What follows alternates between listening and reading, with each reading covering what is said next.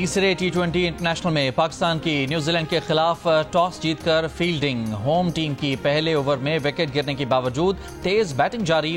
Pakistan team کو series میں ان رہنے کے لیے آج کا میچ لازمی جیتنا ہوگا، شکست کی صورت میں سیریز بھی ہاتھ سے جائے گی۔ میچ میں 5 اوورز کے بعد پاکستان ٹیم کے کھلاڑیوں نے میدان ہی میں روزہ افطار کیا، میچ میں چھوٹا سا بریک کیا گیا۔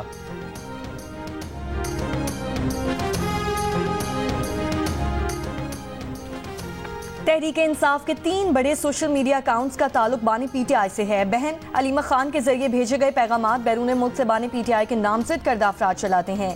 جنگ اور دا نیوز کے ایڈیٹر انویسٹیگیشن انصار عباسی کی رپورٹ کے مطابق تحقیقات کے دوران یہ بات سامنے آئی ہے کہ جن سوشل میڈیا اکاؤنٹس کے ذریعے فوج اور ریاست مخالف مہم چلانے کا الزام وہ بانی پی ٹی آئی کے ہیں۔ فوجداری کارروائی کی صورت میں اسرار بھی براہ راست یہی معلومات دی ہیں۔ جی آئی ٹی میں پیش بعض پی ٹی آئی رہنماؤں نے بھی یہی معلومات دی ہیں۔ ذرائع کا دعویٰ ہے کہ جبران الیاس اور اظہر مشوانی بیرون ملک سے بانی پی ٹی آئی کے سوشل میڈیا اکاؤنٹس چلا رہے ہیں۔ امریکہ میں مقیم جبران الیاس کے بارے میں کہا جاتا ہے کہ بانی پی ٹی آئی کے سوشل میڈیا ٹیم کے سربراہ ہیں۔ اظہر مشوانی مئی کے بعد کریک ڈاؤن شروع ہونے پر برطانیہ گئے۔ بانی P T I Alima Khan کے سوا چیئرمین بیرسٹر گوہر سمیت کسی رہنما کا ان اکاؤنٹس پر اثر و رسوخ نہیں۔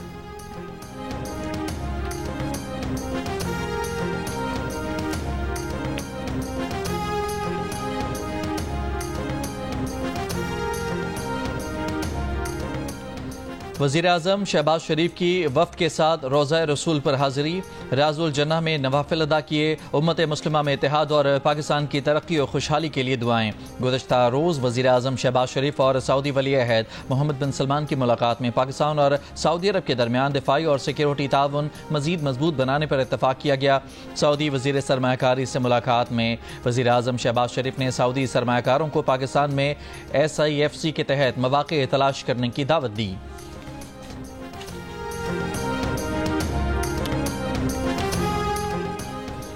پاکستان کو ماحولیاتی تبدیلی جیسے چیلنجز کا سامنا ہے۔ موسمیاتی تبدیلیوں کے لیے فائنینسنگ پر IMF سے مثبت بات چیت ہوئی۔ سیلابی نقصانات کی بحالی منصوبے کے لیے $10 ارب کی امداد کا وعدہ ہوا۔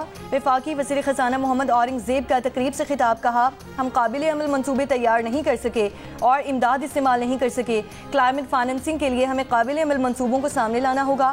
انہوں نے کہا کہ ہمارے پاس زیادہ وقت نہیں، ٹائم فریم کو کم کرنا ہوگا۔ موسمیاتی تبدیلی کے مسئلے کو حل نہ کیا تو معیشت کا نقصان ہوگا۔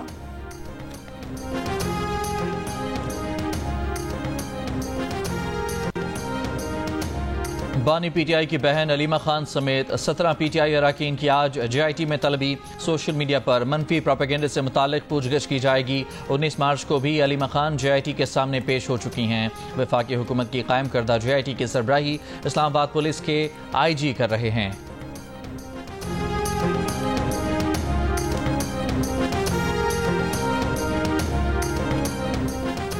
ڈیرہ اسماعیل خان میں دہشت گردوں کی فائرنگ سے کیپٹن حسنین اختر شہید، آپریشن میں 10 خوارش ہلاک، ہتھیار اور گولہ بارود برآمد۔ مارے گئے دہشت گرد بے گناہ شہریوں کی ٹارگٹ کلنگ میں ملوث تھے۔ ممکنہ خوارش کے خاتمے کے لیے کلیئرنس آپریشن جاری۔ ISPR کے مطابق ضلع جہلم سے تعلق رکھنے والے کیپٹن حسنین اختر شہید نے 4 سال دفاع وطن کا فریضہ سر انجام دیا۔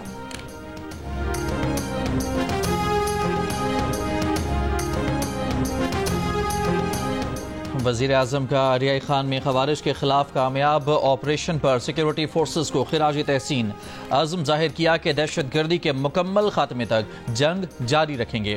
وفاقی وزیر داخلہ محسن نقوی کا خارجیوں کا بہادری سے مقابلہ کرتے ہوئے شہید ہونے والے کیپٹن حسنین اختر کو خراج تحسین، کہا کیپٹن حسنین اختر کی عظیم قربانی کو سلام پیش کرتے ہیں، شہید کی لازوال قربانی رائے گاں نہیں جائے گی۔ سوات کے علاقے کے مقام پر فائرنگ کر کے پولیس کانسٹیبل کو قتل، انسپیکٹر کو زخمی کر دیا گیا۔ پولیس کے مطابق گشت کے دوران ایک مکان سے پولیس اہلکاروں پر فائرنگ کی گئی۔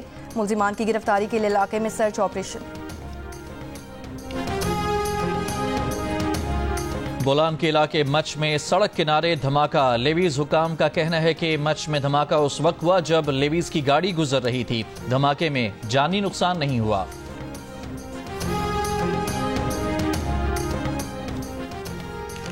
اپوزیشن لیڈر رہنما P T I Omar Ayub کا کہنا ہے کہ ہم نے پہلے بھی حکومت سے مذاکرات کیے، لیکن ان کے پاس اختیار کیا ہے؟ پچھلے مذاکرات میں حکومت کہتی تھی کہ بانی پی ٹی آئی سے ملاقات نہیں کروا سکتے۔ حکومت اپوزیشن الائنس سے خوف زدہ ہے۔ جے یو آئی اور پی ٹی آئی کے درمیان بڑی خلیج تھی۔ جمہوریت کی خاطر ہم اکٹھے بیٹھے ہیں۔ زرتاج گل کہتی ہیں کہ حکومت کو ملک کا خیال نہیں، وزیر اعظم غیر سنجیدہ ہیں۔ تحریک انصاف کو دہشت گرد بنا کر پیش کرنے سے ملک کے معاملات حل نہیں ہوں گے۔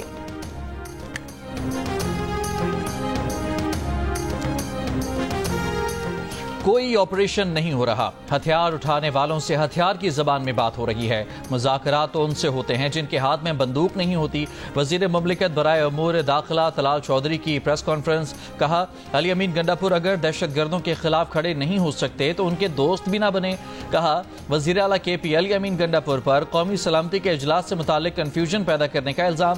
کہا انٹیلیجنس اداروں کی ناکامی کی بات کرنے والے بتائیں کہ کے پی کے میں 13 سال سے پی ٹی آئی کی حکومت ہے، وہاں کس کی ناکامی ہے؟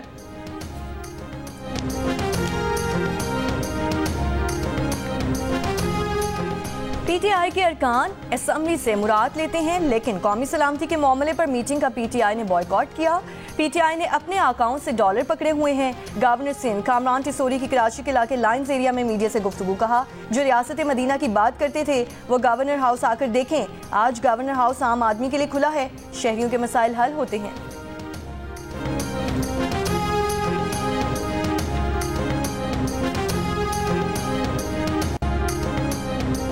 دہشت گردی کے خدشات پر لاہور انتظامیہ کا تحریک انصاف کو کل مینار پاکستان پر جلسے کی اجازت دینے سے انکار۔ لاہور ہائی کورٹ نے پی ٹی آئی رہنما کی درخواست نمٹا دی۔ کہا جلسے کی اجازت کے لیے متعلقہ حکام نے درخواست مسترد کر دی۔ ایڈیشنل ایڈوکیٹ جنرل نے بتایا کہ ڈی سی نے ڈسٹرکٹ انٹیلیجنس کمیٹی کے اجلاس کے بعد جلسے کی اجازت نہیں دی۔ عدالت نے کہا کہ اجازت نہ دینے کے اقدام کو چیلنج کیا جا سکتا ہے۔ پی ٹی آئی رہنما نے جلسے کی اجازت کے لیے درخواست پر فیصلہ نہ کرنے کا اقدام چیلنج کیا تھا۔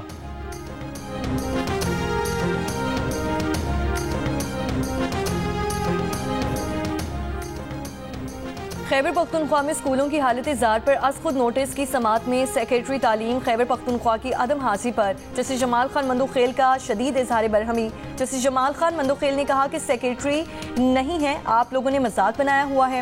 ہماری عدالت کا گزشتہ آرڈر پڑھیں، وہ کیا ہے؟ آپ لوگ اس عدالت کے احکامات کو اہمیت ہی نہیں دے رہے۔ پشاور سے سیکریٹری صاحب 2 گھنٹے میں آ سکتے ہیں، انہیں بلائیں، ہمیں ان کو بلانے کا طریقہ آتا ہے۔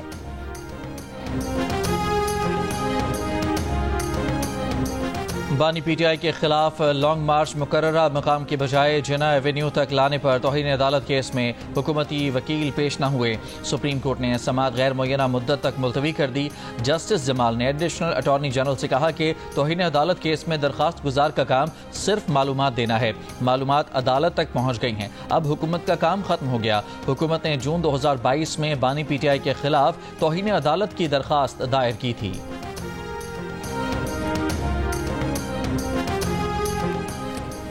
26 نومبر ڈی چوک احتجاج کیس میں بشرا بی بی کی عبوری ضمانت میں 5 مئی تک توسیع۔ وکیل صفائی نے بتایا کہ بشرا بی بی کو تاحال پولیس نے شامل تفتیش نہیں کیا۔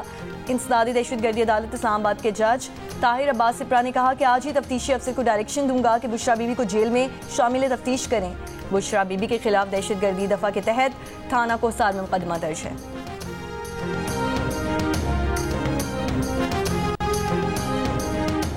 سندھ ہائی کورٹ نے منشیات برآمدگی کے مقدمے میں ملزم ساحر حسن کی درخواست ضمانت کی فوری سماعت کی استدعا منظور کر لی۔ درخواست کی سماعت 26 مارچ تک ملتوی۔ پولیس کے مطابق ملزم ساحر حسن کو 22 فروری کو ڈی ایچ اے فیز 6 سے گرفتار کیا گیا تھا۔ ملزم ساحر کے قبضے سے 5 پیکٹ ویڈ برآمد ہوا تھا۔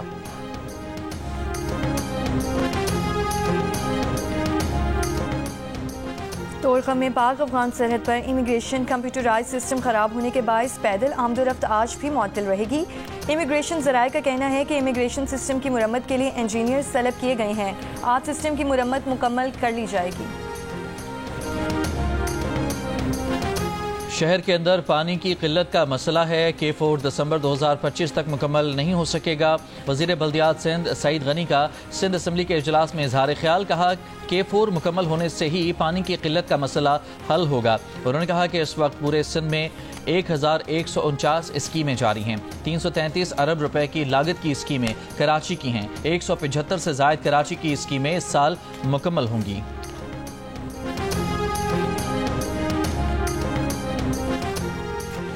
پاکستان سمیت دنیا بھر میں آج جنگلات کا عالمی دن منایا جا رہا ہے، جس کا مقصد درختوں اور جنگلات کی اہمیت کو پہچاننا اور ان کے تحفظ کے لیے اقدامات کرنا ہے۔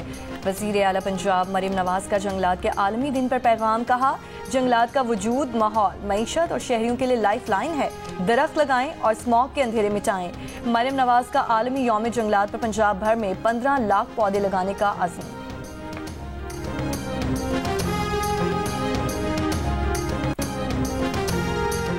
ربیع سیزن میں پانی کی قلت 51% تک پہنچ گئی۔ تربیلا ڈیم ڈیڈ لیول پر آ گیا۔ صوبوں کو ضرورت سے آدھے پانی کی فراہمی۔ خریف سیزن کے لیے پانی کی دستیابی کا جائزہ لینے کے لیے ارسا کی ٹیکنیکل کمیٹی کا اجلاس 25 مارچ کو طلب۔ ایڈوائزری کمیٹی کا اجلاس 26 مارچ کو ہوگا۔ کمیٹی صوبوں کے لیے دستیاب پانی کی تقسیم کو حتمی شکل دے گی۔ ایف آئی اے گجرانوالہ نے مراکش کشتی حادثے کیس میں مزید 4 انسانی اسمگلرز کو گرفتار کر لیا۔ ملزمان کو گجرانوالہ، سیالکوٹ اور گجرات سے گرفتار کیا گیا ہے۔ مرکزی ملزم اعجاز نے یعقوب نامی شہری کو سمندری راستے سے یورپ بھجوایا تھا۔ یعقوب کشتی حادثے میں جاں بحق ہو گیا تھا۔ ایف آئی اے فیصل آباد نے یونان کشتی حادثہ کیس میں بھی مزید 2 ملزمان کو منڈی بہاؤدین اور میاں والی سے گرفتار کر لیا ہے۔ ملزم مشتاق شہریوں کو غیر قانونی طریقے سے لیبیا سے یورپ بھجوانے میں ملوث تھا۔ ملزم کے خلاف 2023 میں بھی متعدد مقدمات درج ہیں۔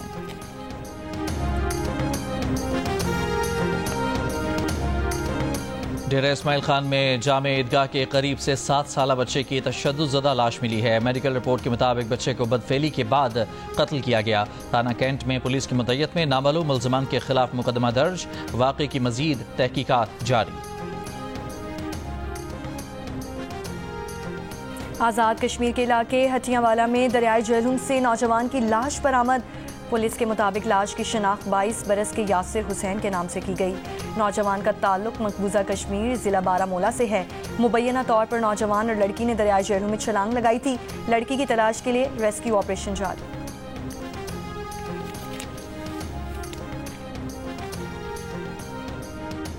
فیصل آباد میں منشیات رکھنے کے الزام میں پولیس کانسٹیبل گرفتار۔ ملزم کے خلاف آئس کا نشہ استعمال اور فروخت کرنے کے الزام میں مقدمہ درج۔ سربراہ جے یو ایم مولانا فضل الرحمان کی اسرائیلی بربریت کے خلاف آج احتجاج کی اپیل، کہا فلسطین پر اسرائیلی بربریت کے خلاف آج یوم احتجاج منائیں گے۔ اسرائیلی حملے میں سینکڑوں افراد کی شہادتیں افسوسناک ہے۔ عالمی برادری بالخصوص مسلم امہ فلسطینی بھائیوں کے لیے آواز بلند کریں۔ اسرائیلی درندگی کسی صورت قابل برداشت نہیں۔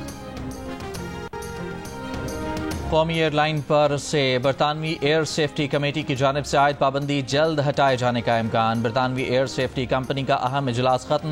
اجلاس میں پاکستانی ایئر لائنز کو پروازوں کی اجازت سے متعلق غور ہوا۔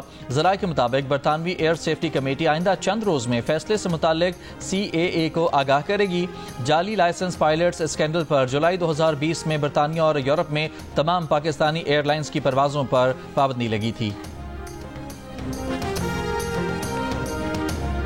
سواتی چپل ہے، یہ ہم لوگ اپنے ہاتھ سے بناتے ہیں، اور یہ جو چھوٹی دیر میں یہ بہت بڑے سیل ہوتے ہیں۔ یہ سواتی چپل جو ہے یہ روایتی بھی سواتی روایت بھی ہے، اور میں خود بھی خریدتا ہوں اور اپنے بچوں کو بھی ساتھ لایا ہوں۔ یہاں پر میں چپل خریدنے آیا ہوں کیونکہ یہ سستا بھی ہے اور پائیدار بھی ہے۔ سوات کی پہچان روایتی سواتی چپل اپنی خوبصورتی اور مضبوطی کی وجہ سے ہر خاص و عام کی پسند۔ عید قریب آتے ہی عوام نے سواتی چپل کی خریداری کے لیے بازاروں کا رخ کر لیا۔ ہاتھ سے تیار کی جانے والی یہ چپل کئی مراحل سے گزرتی ہے، جس میں خالص چمڑے کا استعمال کیا جاتا ہے۔ عوام کا کہنا ہے کہ یہ چپل پائیدار اور سستی ہے۔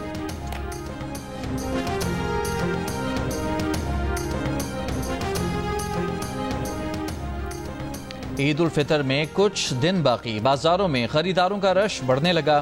نیا کپڑا بھی مہنگا اور درزی کی سلائی بھی پہنچ سے باہر، لیکن پھر بھی عوام عید اچھے کپڑوں میں منانے کے خواہش مند۔ غریب افراد کے لیے فیصل آباد میں اچھی حالت کے استعمال شدہ ملبوسات کے اسٹال سج گئے۔ ملتان میں بھی عید الفطر کی تیاریاں عروج پر، خواتین کی بڑی تعداد بازاروں میں نئے طرز کے کپڑے خریدتی نظر آ رہی ہیں۔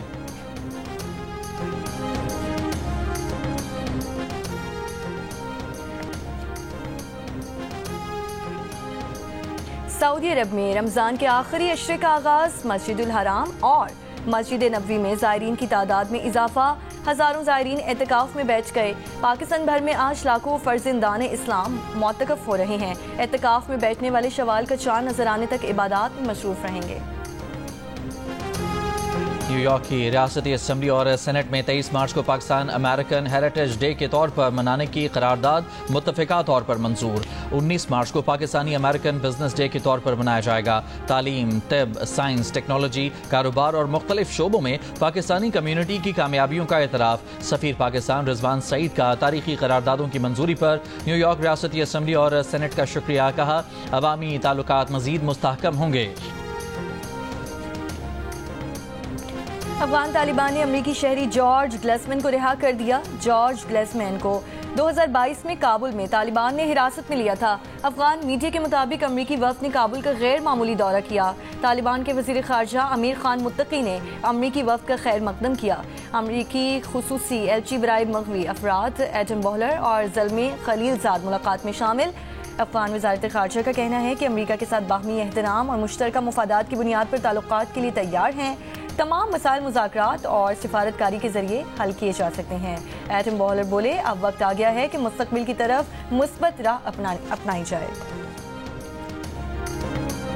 امریکہ کے صدر ڈونلڈ ٹرمپ نے محکمہ تعلیم بند کرنے کے ایگزیکٹو آرڈر پر دستخط کر دیے۔ وزیر تعلیم کو حکم دے دیا کہ محکمے کو بند کرنے کا عمل شروع کیا جائے۔ قانون کے تحت محکمہ تعلیم بند کرنے کے لیے صدر کو کانگریس کی منظوری درکار ہے۔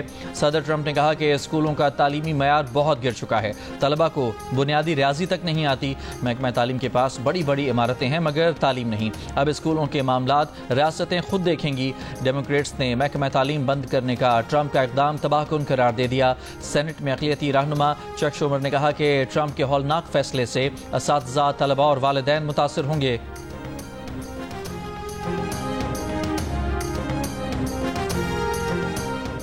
غزہ پر اسرائیلی بمباری سے مزید 95 فلسطینی شہید، 3 روز میں 200 بچوں سمیت 600 فلسطینی شہید ہو گئے۔ اسرائیلی فوج نے رفح میں زمینی آپریشن شروع کر دیا۔ شمالی علاقوں کی طرف پیش قدمی، بے گھر فلسطینی پھر سے علاقہ چھوڑنے پر مجبور۔ القسام بریگیڈز کے غزہ سے اسرائیلی دارالحکومت تل ابیب پر متعدد راکٹ حملے، اسرائیلی علاقوں میں خطرے کے سائرن بجنے لگے۔ اسرائیل کا راکٹ مار گرانے کا دعویٰ۔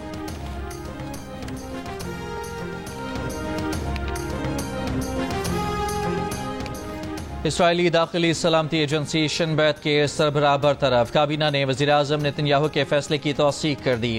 رونن بار کے نیتن یاہو پر سنگین الزامات، کہا وزیراعظم 7 اکتوبر حملے روکنے میں ناکامی پر تحقیقات سے بچنا چاہتے ہیں۔ نیتن یاہو چاہتے تھے کہ وہ ثالثوں سے سیز فائر پر بات چیت تو کریں تاہم کوئی معاہدہ نہ کریں۔ اپنا ایجنڈا پورا کرنے کے لیے نیتن یاہو نے انہیں ہٹا کر اپنے خاص بندے کو مذاکرات میں بٹھا دیا۔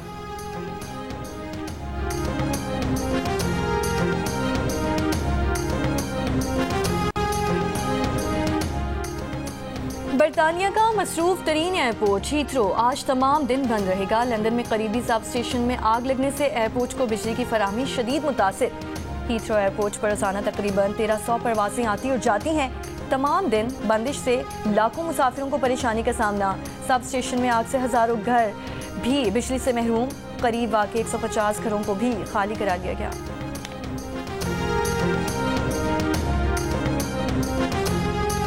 دنیا بھر میں گلیشیئرز تیزی سے غائب ہونے لگے ہیں۔ گزشتہ 3 سالوں میں ریکارڈ تاریخ میں سب سے زیادہ گلیشیئرز پگھلے۔ ورلڈ گلیشیئرز مانیٹرنگ سروس کے مطابق 1975 سے اب تک 9000 گیگا ٹن برف پگھل چکی ہے۔ ماہرین کا کہنا ہے کہ ماحولیاتی تبدیلیوں اور دنیا کے درجہ حرارت میں اضافے کی وجہ سے دنیا میں برف کے ذخائر کے پگھلنے کا عمل مزید تیز ہونے کا خدشہ ہے۔